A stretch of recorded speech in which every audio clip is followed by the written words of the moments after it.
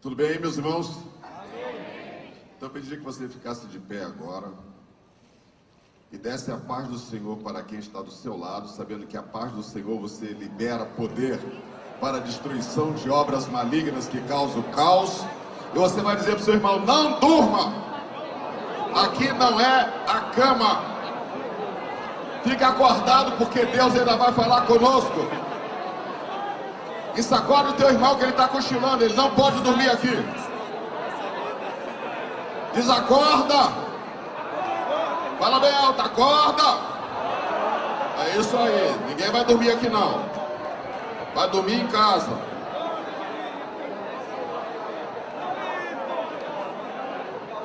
Wake up, Daniel. Don't sleep.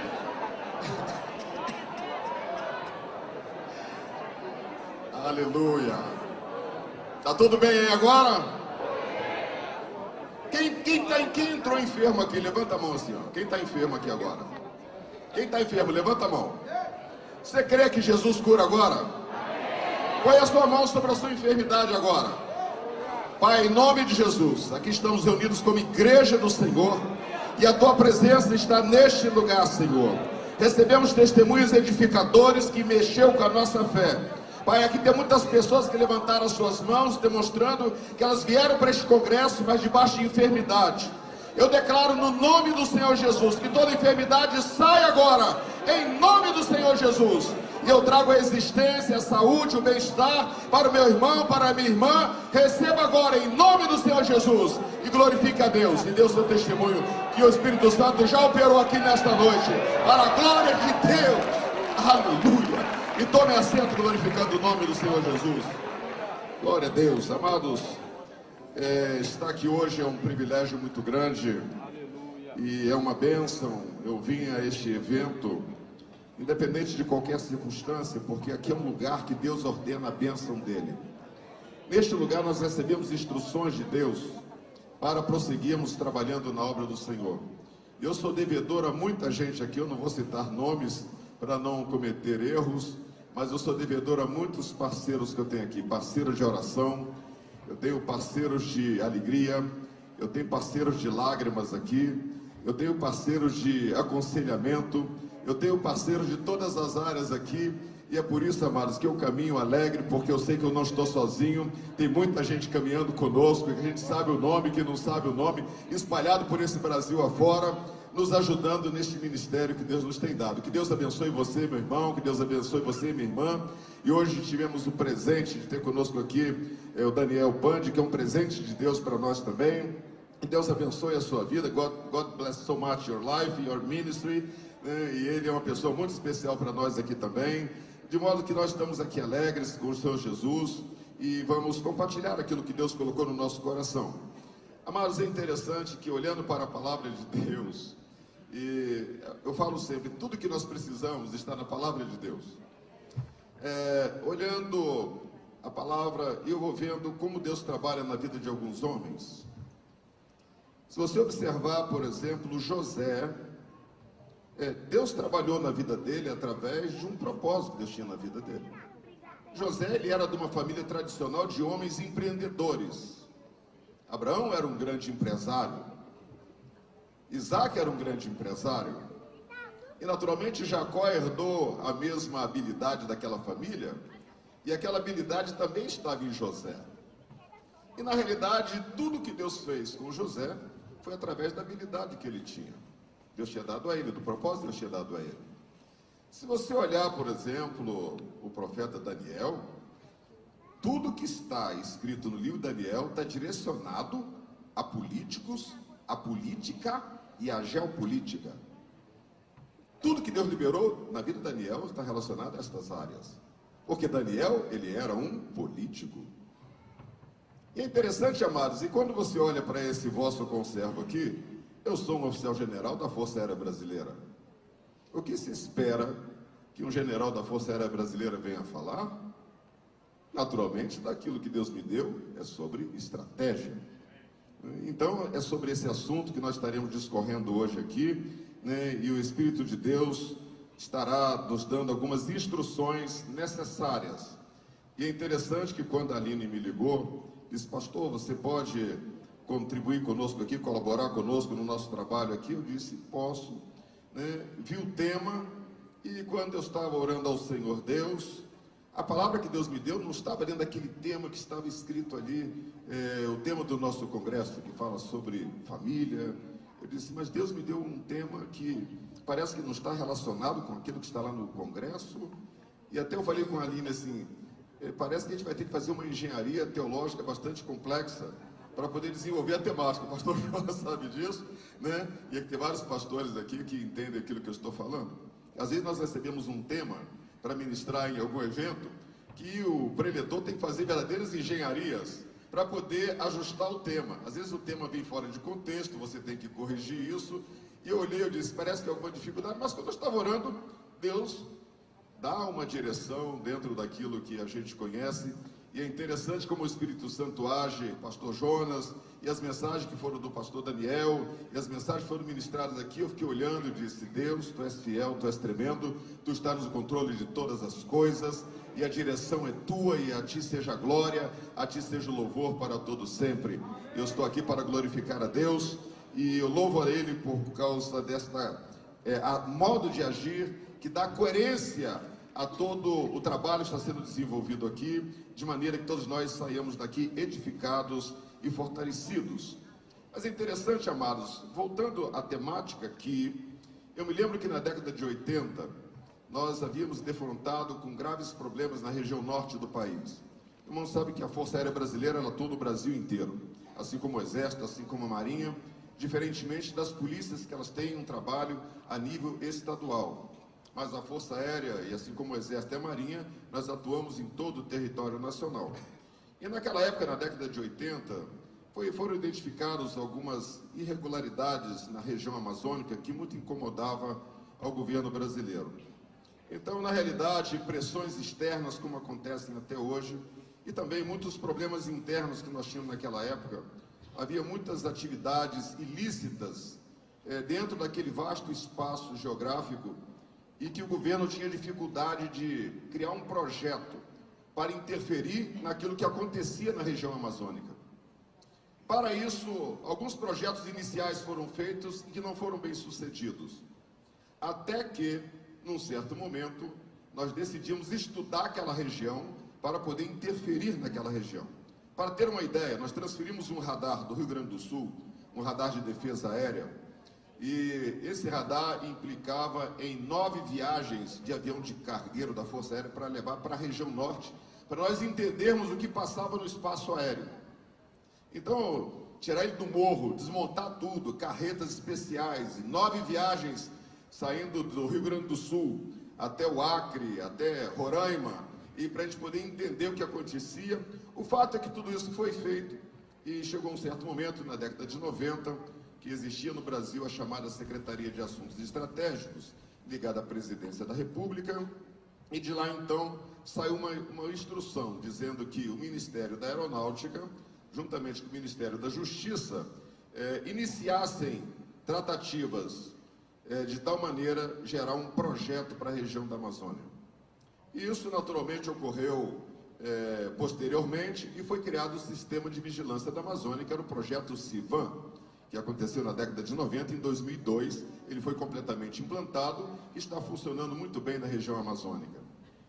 Amados, o que eu quero dizer com isso, que na verdade esse projeto ele funcionou bem, porque foi estabelecida uma visão estratégica e para aquela região. No plano espiritual, o Senhor Deus não trabalha sem uma estratégia.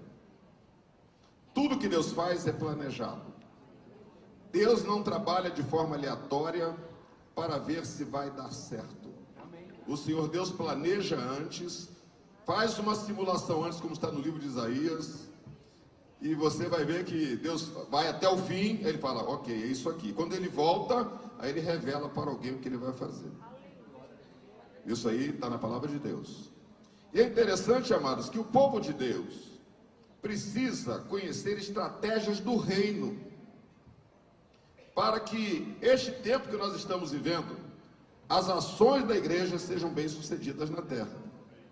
A igreja não pode trabalhar sem uma estratégia. Porque o reino de Deus não opera sem que haja uma estratégia. Tudo na Bíblia, de Gênesis a Apocalipse, está dentro de uma estratégia. E é interessante nós observarmos, amados, que a Bíblia é um livro rico nos mostrando este caminho.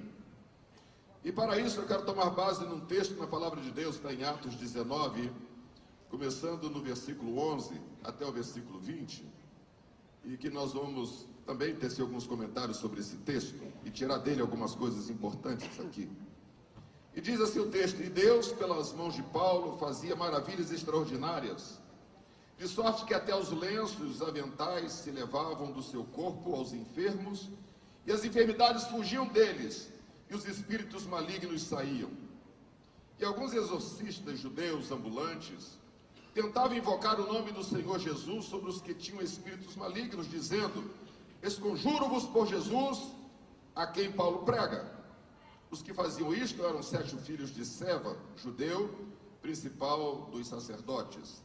Respondendo, porém, o espírito maligno disse: conheço a Jesus e bem sei quem é Paulo, mas vós quem sois? E saltando neles o homem que tinha o espírito maligno, e assenhorando-se dos dois, pôde mais do que eles, de tal maneira que nus, feridos, fugiram daquela casa. E isto foi notório a todos que habitavam em Éfeso, tanto judeus como gregos, e caiu temor sobre todos eles, e o nome do Senhor Jesus era engrandecido. Muitos dos que tinham crido vinham confessando e publicando os seus feitos. Também muitos dos que seguiam artes mágicas trouxeram os seus livros e os queimaram na presença de todos, e feita a conta do seu preço, acharam que montava 50.000 peças de prata. Assim, a palavra do Senhor crescia poderosamente e prevalecia. Louvado seja Deus. Amados, olhando esse texto aqui, nós vamos estar discorrendo também um pouco sobre ele, nós vamos ver que esse texto aqui está carregado de uma visão estratégica. Mas o que é estratégia?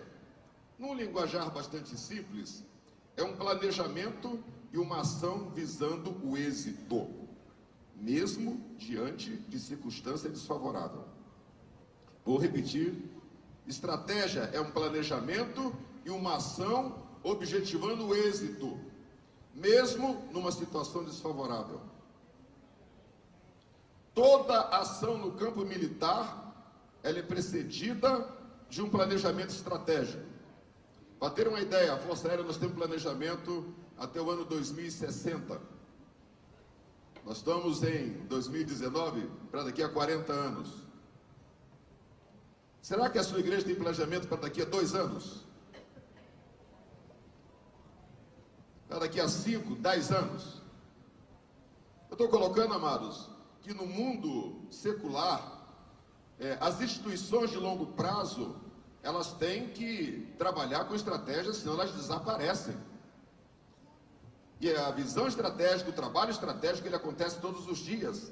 Nós temos que analisar um cenário, entender como está o cenário, para depois nós desenvolvermos um planejamento estratégico. Isso acontece também em guerra, onde o cenário muda o tempo inteiro. E os agentes do cenário, eles agem para destruir você. Mas é interessante, amados, que as empresas trabalham com estratégia, o mal trabalha com estratégia também.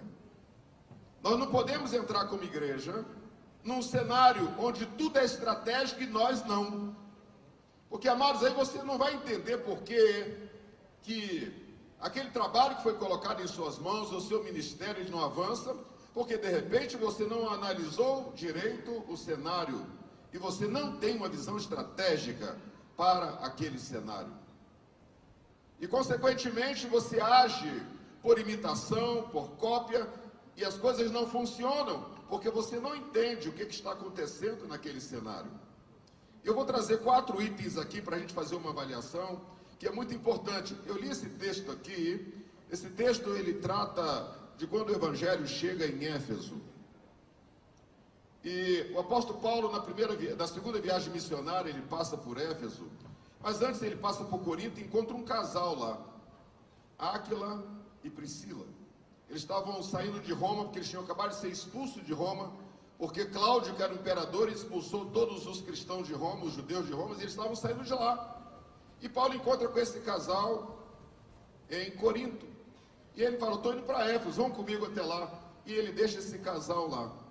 Daqui a pouco vem um judeu da África, de Alexandria, chamado Apolo, chega lá também. E algum tempo depois, o apóstolo Paulo volta, encontra, são 4 pessoas, apóstolo Paulo, Apolo, Áquila e Priscila. Mas é interessante, amados, e vão para Éfeso. É interessante, por que Éfeso? Porque Éfeso, na realidade, era uma cidade estratégica. Era uma cidade que ela era rota comercial para dentro da Ásia, como até hoje a Turquia, ela é geopoliticamente estratégica. Por que os Estados Unidos não brigam mais forte com a Turquia? Pelos problemas políticos que estão acontecendo hoje lá. Curdos na Síria, ele tem mais de 60 ogivas nucleares na Turquia. Por que ele não mexe lá? Porque a Turquia, onde estava Éfeso, ela é estratégica até hoje, do ponto de vista da geopolítica mundial. Se você mexer na Turquia, você pode desequilibrar um monte de coisa na geopolítica mundial. Então, mas naquela época, o Império Romano sabia também que Éfeso era uma cidade importante. Era o ponto de entrada para dentro da Ásia, e era uma rota importante ali também, era um centro turístico, era um centro cultural, e era um centro religioso e místico. Então, que ensinamento nós tiramos desse texto aqui? Que, amados, Deus, ele opera segundo algumas estratégias, mas o primeiro aspecto que eu quero realçar aqui é que Deus escolhe também lugares estratégicos para ele agir. O problema é que às vezes nós queremos que Deus age em determinados lugares, e aquele lugar não é o lugar estratégico de Deus, e nós insistimos ali e a coisa não funciona. É que nós temos que entender de Deus onde é o lugar estratégico, às vezes é um lugar geográfico. Vou dar um exemplo aqui. Deus queria operar na vida de Abraão, mas Ur não era o lugar estratégico. Deus vai para o lugar estratégico. E ele não sabia direito onde ele estava indo, mas ele estava indo para um lugar estratégico onde Deus ia agir. Você está entendendo? Diga amém se você está entendendo. Vamos pegar um outro personagem bíblico aqui. Eu pego José. José era o filho mimado, numa família rica, de uma família bastante complicada, porque os filhos tinham várias mães. Então era uma família complicada. Mas o jovem tinha um propósito na vida dele. Amados, mas o propósito de Deus não era naquele lugar. Ele foi vendido pelos irmãos, vai para a casa de Potifar e vai parar numa prisão. A prisão era o lugar estratégico de José. Se ele não estivesse na prisão naquele dia, ninguém saberia que ele estava ali, e copeiro nem padeiro não ia falar para o faraó. A minha pergunta é, você está disposto a ir para o lugar estratégico, ainda que seja um local de sofrimento que não te agrada? Às vezes o local estratégico, mas nós rejeitamos o local estratégico. Queremos ser abençoados por Deus. Deus dá um direcionamento estratégico e diz, mas naquele lugar eu não vou. Naquele ambiente eu não gosto. Como dizia o pastor Daniel, mas eu não gosto muito aqui das coisas aqui de Jacarta. Mas era um lugar estratégico. E Deus coloca a gente em locais, eu tive com um pastor da Índia, e Deus opera muito poderosamente na vida dele. E um dia ele disse, volta para a sua cidade. Ele disse, mas na minha cidade lá eu não gosto daquele lugar. Ele disse, quando Deus me chamou para a obra, que eu fui fazer curso na Inglaterra, etc e tal, que eu voltei a outro lugar, eu falei, ainda bem que eu saí daquele lugar.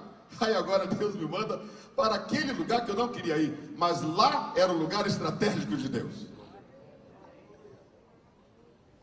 Amados, é interessante olhar na palavra de Deus, você vai ver Daniel, lugar estratégico dele. Mas ele passou pela cova dos leões, porque ele era um político, e ele foi um político que sofreu impeachment. Votaram a lei do impeachment, e disseram, esse nunca mais volta. O impeachment com direito à morte. E lançaram ele na cova dos leões. Mas era um local estratégico. O rei Dário, quando viu que ele estava assim, que homem é esse que nenhum leão come.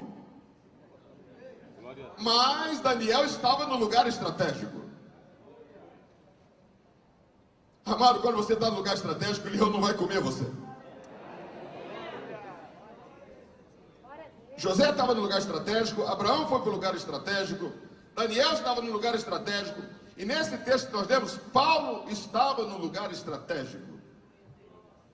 E o que eu aprendo aqui nesse texto é que Deus age em lugares estratégicos que Ele define. E que às vezes nós não entendemos direito como isso funciona, mas importa que eu tenho que me submeter à visão de Deus. E eu glorifico a Deus, amados, que cada um de nós aqui, Deus colocou a gente num posicionamento estratégico, geograficamente estratégico. Tem gente aqui de tudo quanto é lugar do Brasil. Amados, você está num lugar estratégico. Você pode não estar se sentindo muito confortável lá, alguém te transferiu para um local que você não gostaria de ir, mas vai glorificando ao Senhor que você está indo para um lugar estratégico. Às vezes as pessoas, quando elas são movimentadas, elas vão tristes, ficaram longe da família, mudou tudo. Eu morei em 13 cidades no Brasil e morei também na Itália. É assim, você junta tudo e vai embora. E cada 3 mudanças você perde tudo que você tem. Você imagina as minhas mudanças aí do Rio Grande do Sul, na época as estradas todas cheias de buraco. Quando chegou em São Paulo, amados, não tinha uma mesa que ficava em pé sozinha. Todas elas ficavam meio, né? Então é assim. Mas eu estava vindo para um local estratégico. Porque quando eu cheguei em São José dos Campos, aqui em São Paulo, eu fiz mestrado em física, etc e tal, entrei pela área científica, e foi por essa área que eu fui morar na Itália. Deus me abençoou, eu tinha salário em dólar, que eu comprei minha casa. Porque eu estava no lugar estratégico. Muitos queriam locais bons. Eu disse, eu vou para um local que ninguém, sei lá, sente incentivado a ir para lá. E estuda aqui só. Não é isso? Não viaja, não ganha diárias, não tem nada. Mas eu vou para lá, vou pagar esse preço. E a minha visão que Deus me deu foi o seguinte: o que eu vou te dar lá, ninguém vai te tirar. Se você fosse voar o avião do presidente da República, um dia você teria que sair de lá. Mas para onde eu fui, eu paguei um preço. Eu fiz mestrado em física, dei aula, etc, tal, no ITA e outras coisas mais. E é interessante, amados, que eu recebi de lá, ninguém me tira. Porque eu estava no lugar estratégico. Mas se você quer ser abençoado, entenda isso, receba essa palavra. Deus age em lugares estratégicos. Em segundo lugar, Deus age em tempos estratégicos. Se você vai no livro de Eclesiastes, capítulo 3, você vai ver um tratado de tempo lá. Diz que Deus realiza cada coisa no seu devido tempo. E você vai olhar a Bíblia, tudo tem tempo. Nada acontece assim, aconteceu. Não, tem tempo. Tudo tem um tempo. Você vê em Gálatas 4:4, diz assim: mas vindo a plenitude dos tempos, Deus enviou o seu Filho, nascido de mulher, nascido sob a lei. No tempo de Deus. Se você observar Jesus Cristo no Getsemane, diz assim, Jesus falou assim, e levantando os olhos aos céus e disse, Pai, é chegada a hora, porque estava no tempo. Era o tempo estratégico de Deus. Isso está em João 17:1. Se você olhar, o apóstolo Paulo estava viajando aqui para Éfeso, ele estava dentro de um tempo estratégico. E ele fez a primeira viagem, na segunda viagem ele volta, e ele está dentro do tempo estratégico de Deus. Amados, outra coisa importante que nós temos que entender, que as coisas estratégicas de Deus, e no nosso tempo ela age, eu estou falando agora de planejamento estratégico, preparação estratégica, nada acontece no reino de Deus sem que primeiro venha o movimento da palavra. A palavra é a primeira que chega em qualquer lugar onde Deus vai operar. Nada precede a palavra. Poder não precede a palavra, nada precede a palavra. O primeiro que chega em qualquer lugar é a palavra de Deus. Pode ver na Bíblia, todos os reinos restaurados, pastor Jonas sabe disso. O que primeiro chegou para restaurar, quando estava todo mundo no cativeiro? A palavra. E a palavra é a primeira que chega e é a última que sai. nada precede o movimento da palavra genuína do Senhor nosso Deus. Em segundo lugar, depois do movimento da palavra, vem um segundo movimento, que eu chamo movimento de oração. Se nós olharmos no livro de Atos, nós vemos que Jesus dá as instruções para os seus discípulos assim: ficai em Jerusalém até que do alto sejais revestidos de poder. O livro de Atos, você vai ver que a igreja, ela nasce de um movimento de oração. E aquele movimento exigiu das pessoas algumas coisas. Aquelas pessoas que Jesus dirigiu essa palavra, eles não eram de Jerusalém, a grande parte deles não eram dali. Então, quando fala para Pedro, Tiago, João e etc., André, eu sou da Galiléia, eu não sou de Jerusalém. Mas o movimento de oração estava ali em Jerusalém. Deus diz: ficai em Jerusalém. Isso significa que eles tiveram que deixar as casas, deixar a profissão, deixar os familiares, deixar os amigos, deixar a cultura. Implica que o movimento de oração muitas vezes vai exigir de nós desprendimento.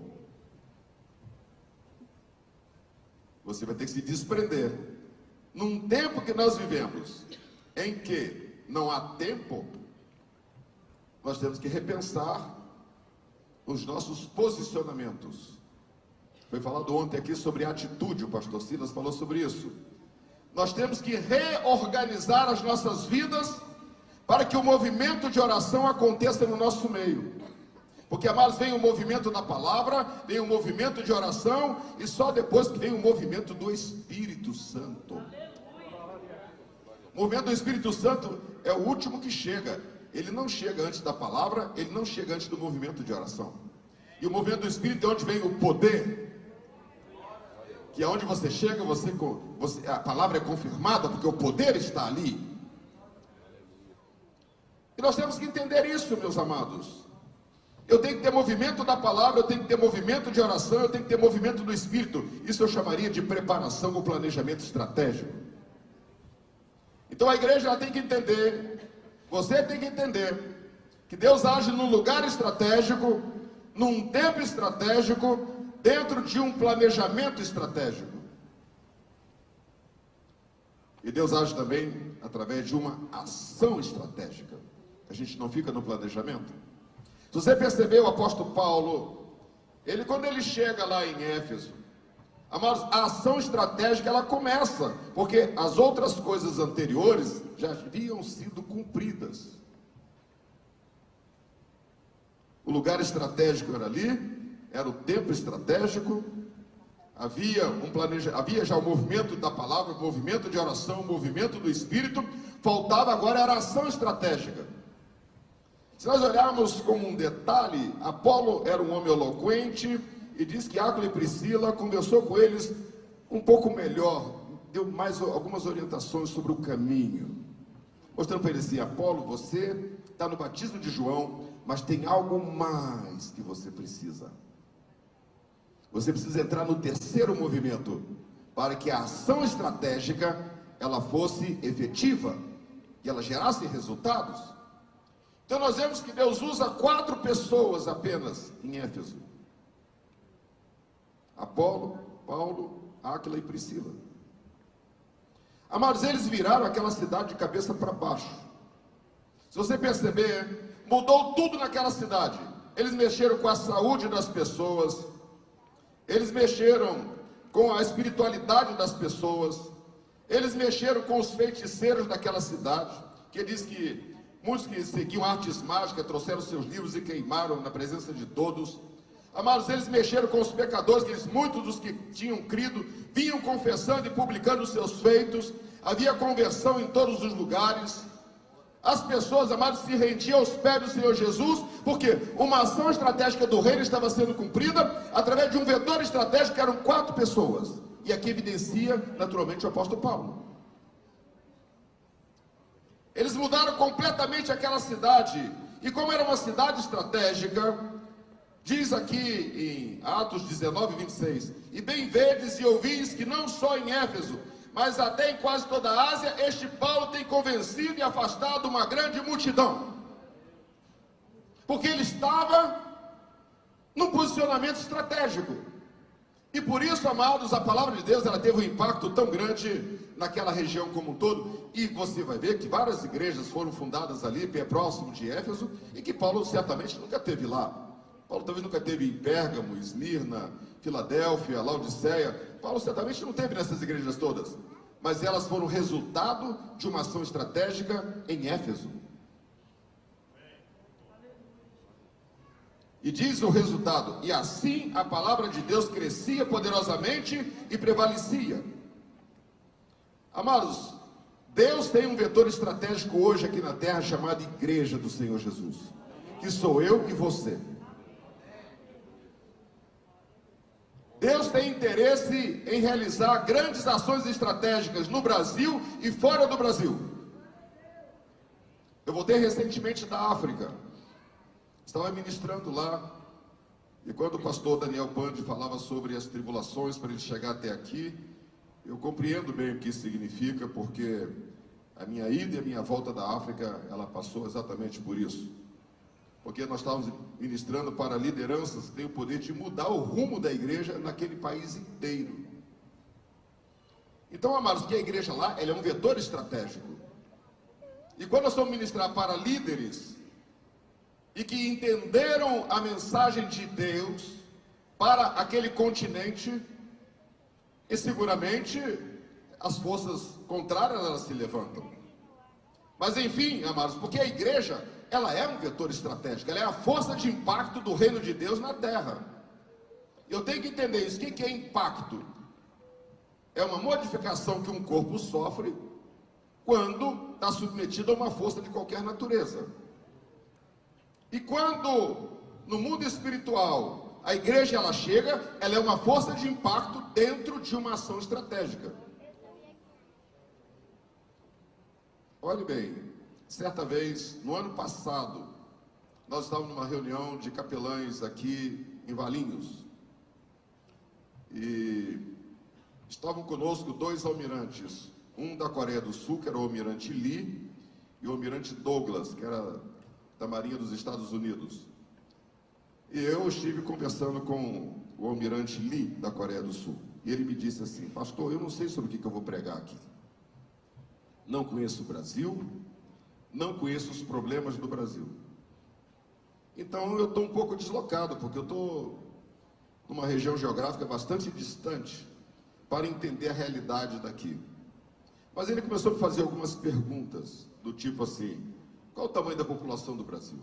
Eu disse para ele: quantos ditos cristãos ou evangélicos o Brasil tem? Eu passei para ele. E ele começou a fazer algumas contas e disse assim: com 30, 40 milhões de pessoas evangélicas, vocês não mudaram o Brasil ainda?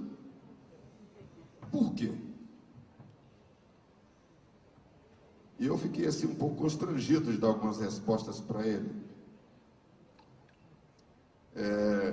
E para confirmar meu constrangimento, quando o pastor Daniel estava ministrando ontem, ele falou das favelas no Rio de Janeiro, e que tinha 16 igrejas dentro de uma favela, e ele perguntou: onde estão os pastores, onde estão a mudança?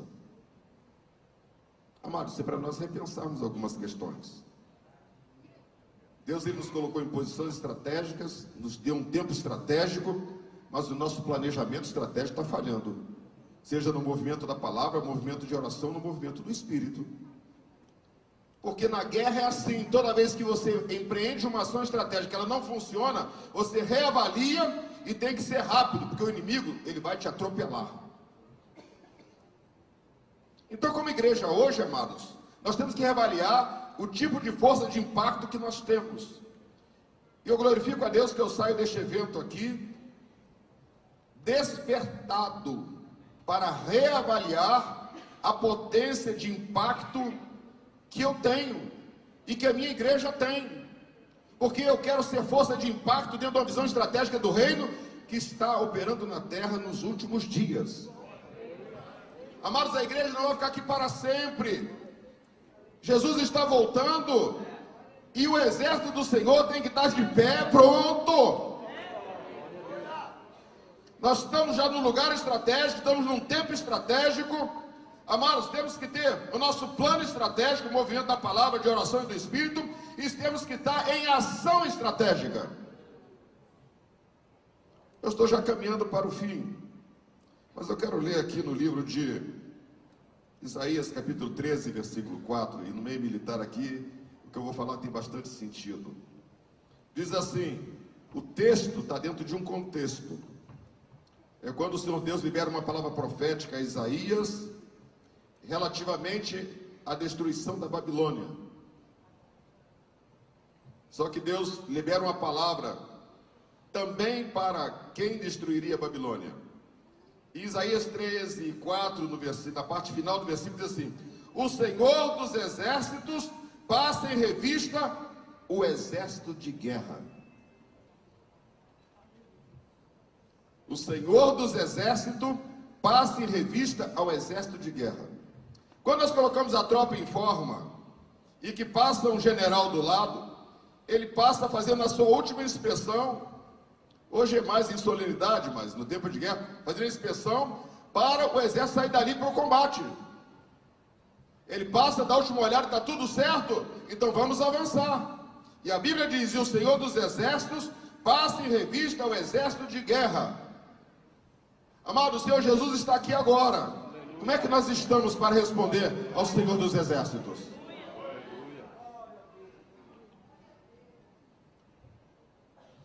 Eu tenho medo de o Senhor Jesus passar aqui e nos achar distraídos. Uns sem as armaduras, uns sem a noção do tempo estratégico, outros sem a noção que Ele é um vetor estratégico para a ação no campo de batalha que se impõe hoje, e nos achar desmobilizados. Então a palavra do Espírito Santo para nós nesta noite aqui é mobilização. Mobilização, amados. O Brasil não vai mudar porque a política vai melhorar. O Brasil vai mudar se houver ações estratégicas da igreja. Se ele entrar no movimento da palavra, que Jesus salva, transforma e liberta, é isso que transforma. Amados, o que Paulo pregava lá em Éfeso era exatamente isso. Jesus Cristo crucificado, que ressuscitou e salva as pessoas, e tira-as do pecado, e dá-lhes o direito de morar nos céus. Nós queremos igrejas de sucesso hoje, modelos que se comparam às grandes empresas. Mas essa não é a estratégia do Senhor Jesus para tirar o Brasil. Por isso que eu fiquei constrangido com o almirante Lee, e ontem com a colocação aqui do pastor Daniel, mas porque nós estamos desfocados na estratégia. E o resultado é o que nós vemos. Parece que crescem os evangélicos no Brasil, mas o país piora. Tem mais homossexualismo, tem mais divórcios, tem mais suicídios. Antes de eu vir para cá, estava lutando contra o suicídio, passamos o dia inteiro, eu e o comandante do CPI. Fala aqui para os policiais de São Paulo que entende isso, para tirar um moço de uma situação de tentativa de suicídio. Estou só colocando, por que isso acontece? Isso entrou dentro das nossas igrejas. Entrou o suicídio dentro das nossas igrejas. Eu tenho adolescentes na minha igreja que já tentou suicídio 4 vezes. Conheço adolescentes que dizem, eu não quero mais ser mulher, eu quero ser homem. E se veste como homem. E estão dentro das igrejas. Um pastor chega para mim e diz, olha, eu estou num local que tem uma pessoa lá que ele tem essa visão homossexual e é uma pessoa muito dedicada na igreja. Na parte de música ele é imbatível. Na parte de iniciativa ele é imbatível. Na parte de dedicação ele é imbatível. E começa a pressionar a ser um líder homossexual dentro da igreja. O que é isso? Amados, nós temos que voltar ao evangelho original, aquele que o apóstolo Paulo pregou na cidade de Éfeso.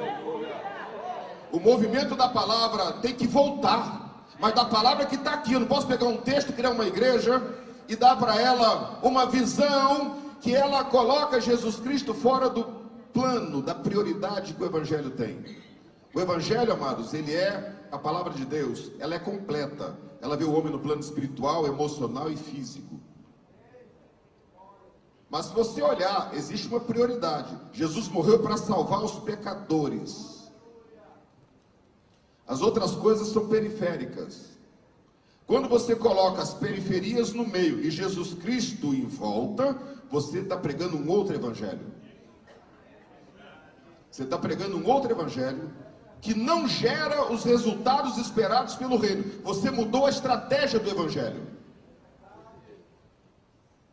Mas gera sucesso, porque você ataca a desesperança das pessoas. Para esta vida aqui, mas para a vida futura ela fica vazia. Então, o movimento da palavra tem que ser revisto. Nós não podemos, a mudança é sutil, mas os resultados são catastróficos para o reino de Deus. Nós temos que atentar para isso aqui. Eu estou diante de homens aqui que são zelosos pela palavra de Deus. Mas esse é um momento de reflexão. Nós não podemos sair daqui achando que está tudo bem. Amado, nós temos que ter muita consciência do que nós estamos falando, que é o Evangelho de Jesus Cristo. A Bíblia diz que há alegria no céu por um pecador que se arrepende. Isso para nós parece que não é muito importante. Nós queremos alegria aqui na terra por um milagre que acontece. Nós não estamos preocupados com alegria no céu. Amados, tem que ter alegria na terra, mas tem que ter alegria no céu também. Portanto, meus amados, o Brasil está aí, esperando eu e você entrarmos no que eu chamo de alinhamento estratégico com as estratégias do reino de Deus. E eu creio que quando a gente entrar nesse alinhamento, amado, o Brasil cai nas nossas mãos como frutos maduros de qualidade para apresentarmos ao Senhor Jesus. Nós estamos aqui, amados, cada um no posicionamento estratégico, geográfico, estamos no tempo estratégico, agora é planejamento estratégico e ação estratégica, mas não podemos mudar as verdades bíblicas fundamentais. Cada um de nós aqui tem que ser guardião desta palavra que está aqui. Amados, não vamos imitar ninguém, porque o nosso general é Cristo e Ele que nos dá a estratégia. O Espírito da verdade está conosco. O Espírito da verdade habita na igreja do Senhor Jesus, para não nos deixar cometer equívocos de interpretação ou de mudanças dos fundamentos da palavra de Deus. Conheço pastores de renome, amados, que entendem que temos que mudar alguns princípios da palavra para nos adaptarmos aos novos contextos sociais. Eu não estarei citando o nome aqui por questão de ética, mas são gente que escreve livros e a gente conhece bem. E senão as pressões sociais nos levam a repensar a aplicação dos fundamentos bíblicos. Amados, o corpo de Cristo é santo, a igreja é santa, e só um pagou o preço por ela, Jesus Cristo, para que nós tirássemos a nossa roupa suja e vestíssemos trajes de justiça. Eu não posso adulterar o meu traje, nem o traje da minha igreja. Que o Senhor Jesus nos abençoe, amados. Que o Senhor Jesus nos guarde. Eu encerro aqui esta palavra, mas leve no seu coração. Você serve um Deus que Ele é estratégico. Você está num lugar estratégico. Estamos vivendo um tempo estratégico. Nós temos que olhar melhor o nosso planejamento estratégico, os movimentos. O movimento da palavra, o movimento de oração e o movimento do Espírito Santo. E temos que ser agentes para a ação estratégica. Temos que falar de Jesus Cristo em tempo e fora de tempo. O Jesus que salva, transforma, como o apóstolo Paulo fez aqui em Éfeso. A cidade sofreu uma verdadeira revolução que impactou tudo. Impactou os sacerdotes, impactou o comércio, impactou a fé das pessoas, impactou tudo. Porque ele estava num posicionamento estratégico do reino. E Jesus Cristo quer que eu e você estejamos num posicionamento estratégico completo neste tempo para impactar o Brasil e as nações. Eu estive lá em Angola. Angola está olhando para o Brasil. Disseram, pastor, a gente quer buscar uma referência. Estive com pastores que fundaram, estive na Igreja Assembleia de Deus Pentecostal lá. com os líderes daquela igreja, me disseram, pastor, nós fundamos essa igreja aqui em 1938, mas a guerra veio e nós dependíamos dos missionários americanos, depois dos missionários portugueses, e só que na época da guerra começou, depois da independência, em 1975, os portugueses foram embora, disseram, vão matar a gente aqui. Pastores jovens, de 30 e poucos anos de idade, receberam a instrução de organizar a Assembleia de Deus Pentecostal em Angola no meio da guerra civil que acabou só em 2002. E eles estão se reerguendo, entenderam que chegou o tempo estratégico, que eles estão num posicionamento estratégico geográfico na África. Eles entenderam que faltava alguma coisa na área do planejamento estratégico, e me ligaram, dá para passar aqui para nos ajudar? Amados, eu saí daqui na primeira vez para poder ter contato com 20 pessoas apenas lá. Não precisa de muita gente. Para passar-lhes uma visão estratégica para aquela nação. E a visão começou a crescer, de tal maneira que quando eu cheguei lá, agora dessa vez, até o governador queria falar comigo. Para poder entender, ele queria também tomar posse de uma visão estratégica para a área dele. O nosso pastor lá ficou um pouco preocupado e disse, não, a igreja ela é um vetor estratégico, e onde ela entra, ela começa a mexer com tudo. Ela começou a mexer com o governo, começou a mexer com a moralidade pública daquela cidade, e o vereador pede ajuda, como é que eu combato a corrupção aqui? Ele disse, é muito simples, deixa Jesus entrar e as coisas vão mudando. É assim, amados, simples desse jeito. Não vou dizer que tem leis novas, que ele cria um Sérgio Moro lá, deixa Jesus entrar nessa nação. Deixa Jesus entrar no coração dos homens. Amados, e nós vamos ver que Angola logo vai estar explodindo para o mundo no bom sentido. Porque eles estão buscando um alinhamento estratégico. E o Senhor Jesus abençoará grandemente aquela nação. Mas eu creio, amados, numa grande mudança no Brasil, pela oração e pela pregação da palavra de Deus. A oração vem o poder, vem a sabedoria, vem a ousadia. Amado, nós vamos ver dias, você vai entrar no ônibus aqui em São Paulo, você não conhece ninguém, e gente falando língua estranha dentro do metrô, dentro de ônibus, essa nação, Jesus Cristo é o Senhor, aleluia. Fique de pé, amados, agora, e glorifique o nome do Senhor Jesus. É você entrar no mercado, ver as pessoas pegando sua compra, cantando um hino de adoração a Deus. É você entrar dentro do hospital, ver doentes, dizendo, nós estamos aqui doentes, mas glórias sejam dadas ao nome do Senhor Jesus. É você ver, amados, os políticos se rendendo aos pés do Senhor Jesus. É você ver, essa nação vai mudar. Aleluia. O inimigo também tem ações estratégicas, amados, mas o Senhor Jesus diz, onde abundou o pecado, superabundou a graça. E você é o vetor da graça para abençoar o Brasil, da Amazônia até o Rio Grande do Sul, do Acre até o Nordeste. Amados, o Brasil está nas nossas mãos. Depende de nós entrarmos no posicionamento estratégico e deixar Deus agir. Aleluia. Deus abençoe a todos, em nome do Senhor Jesus.